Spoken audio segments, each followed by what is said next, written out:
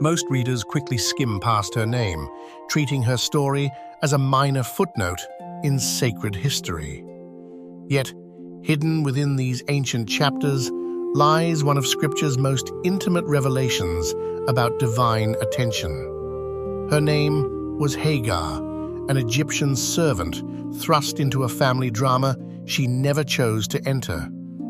When Sarah's womb remained closed, cultural pressure demanded a solution, and Hagar became the reluctant answer.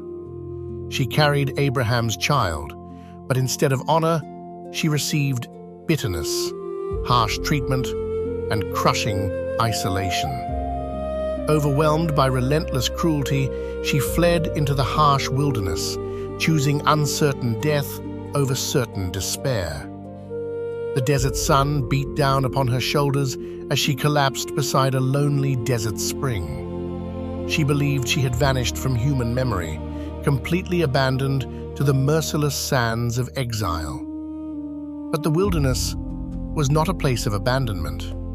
It was the exact coordinates of divine appointment. An angel of the Lord found her there, not with condemnation, but with a startling question. He asked where she had come from and where she intended to go in her brokenness. For the first time in her life, someone of infinite authority actually noticed her profound suffering. God did not dismiss her pain or minimize her trauma to protect the reputations of others. He commanded her to return, yet he also wrapped that difficult obedience in a staggering promise. He declared her descendants would be too numerous to count, elevating a servant to matriarch status. In that sacred moment, Hagar spoke words that would echo through millennia of desperate human prayers. She named the Lord El Roi, boldly declaring that she had seen the God who sees. This was unprecedented in ancient texts, where deities typically ignored slaves and favored only the powerful. Hagar realized the creator of stars was intimately tracking the footsteps of a runaway Egyptian maid. Years passed, and the fragile peace shattered when Isaac was born and household tensions exploded again. Sarah demanded their expulsion, and Abraham reluctantly sent Hagar and her teenage son into the wasteland. They wandered through the scorching wilderness of Beersheba until their water skin ran completely dry. Thirst clawed at their throats, while the relentless heat threatened to swallow their remaining strength. Unable to watch her child slowly perish, she placed him beneath a sparse desert shrub. She walked a bowshot away, sat down in the dust, and lifted her voice in weeping. She believed this was the end, that God had finally turned his face away forever.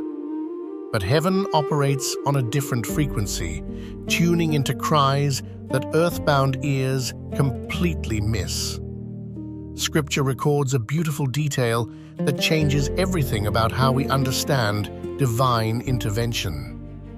God heard the voice of the boy, and his angel called to Hagar from the sky. The messenger told her not to fear, for God had heard the lad's desperate cry. Then something miraculous happened that reveals how provision often hides just beyond our tear-blurred vision. God opened her eyes, and suddenly she noticed a well of water she had missed. The water had likely been there all along, but grief and panic had blinded her sight. She rushed to fill the skin, giving her son drink and rescuing them from certain death. This second wilderness encounter proves that divine faithfulness does not expire when our circumstances worsen. El Roi had not forgotten them. He was simply waiting for their complete and humble surrender. Many believers today feel exactly like Hagar, cast aside, exhausted, and convinced they are invisible. We assume God only notices the prominent, the successful, and those with perfect spiritual resumes. Yet, this ancient narrative dismantles that lie with breathtaking clarity and uncompromising grace. God specializes in finding those who have been discarded by family, church, or society. He does not wait for you to fix your life before he turns his gaze. He sees you in the boardroom betrayal, the hospital waiting room, and the silent depression. Your wilderness season is not proof of his absence. It is often the place of his closest approach. When human doors slam shut, heaven frequently opens a window you never thought to check. The well of provision often sits just beyond the boundary of your current despair. You must lift your head, wipe your tears, and ask God to open your spiritual eyes. Hagar's story teaches us that being seen by God is far better than being praised by people. Human approval fades like morning mist, but divine attention anchors the soul through every storm. Notice how God never condemned her for running. He met her exactly where her strength failed. He did not demand theological perfection before offering life-saving water and renewed purpose. This pattern repeats throughout Scripture, revealing a Father who runs toward the broken and marginalized. Jesus would later embody this same El Roi character when he noticed the overlooked and despised. He saw the woman at the well, the bleeding outcast, and the thief on the cross. Every miracle began with a gaze, a deliberate act of seeing that preceded the healing. Your current struggle has not escaped the throne room, nor has your silent prayer gone unheard. The same God who tracked Hagar's footsteps is mapping your journey through this present valley. He knows the weight you carry, the names that hurt you, and the fears that paralyze you. You do not need to perform, achieve, or pretend in order to capture his attention. Simply breathe his name, acknowledge his presence, and trust that he is already working.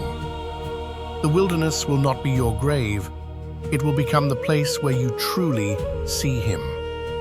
Like Hagar, you will look back and realize that God was never absent, only preparing.